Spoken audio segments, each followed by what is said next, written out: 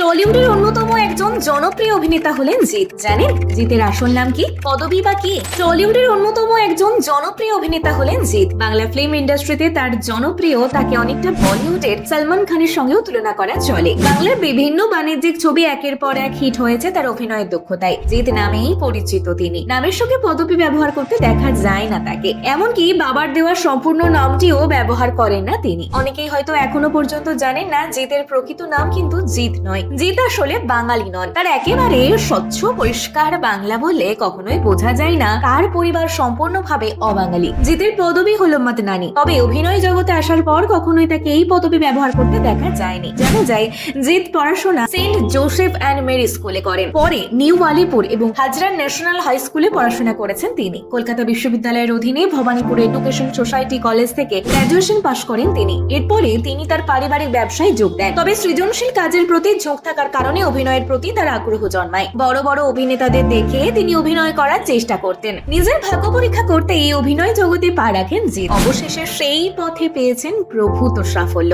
2011 সালে 24শে ফেব্রুয়ারি মোহনা রতলানির সঙ্গে বিয়ে হয় তার। 2012 সালে 12 ডিসেম্বর জন্ম হয় তাদের প্রথম কন্যা সন্তান নবনার। সম্প্রতি পুত্র সন্তানেরও পিতা হয়েছেন জিৎ। মা বাবা, স্ত্রী এবং 2 পুত্র কন্যাকে নিয়ে সুখেই পারিবারিক জীবন কাটছে তার। তবে সম্প্রতি একটি প্রশ্নের উত্তর দেওয়ার সময় কেন নিজের পদবী ব্যবহার করেন না সেই উত্তর দিয়েছিলেন নিজেই। তিনি বলেন, আমি মানুষের মন জয় করতে চাই, তাই আমার নাম শুধুই জিৎ। স্কুলের খাতায় আমার নাম অবশ্য ছিল জিতেন্দ্র মাদনানি। বাড়িতে সকলেই জিতু বলে ডাকতো। তবে যখন সিনেমা করতে আসি তখন আমার নাম হয়ে যায় জিৎ। আসলে জিৎ মানে জয় করা। আমি মানুষের মন জয় করতে চেয়েছিলাম। এই অভিনেতাকে কারা কারা পছন্দ করেন অবশ্যই কমেন্টে জানাতে ভুলবেন।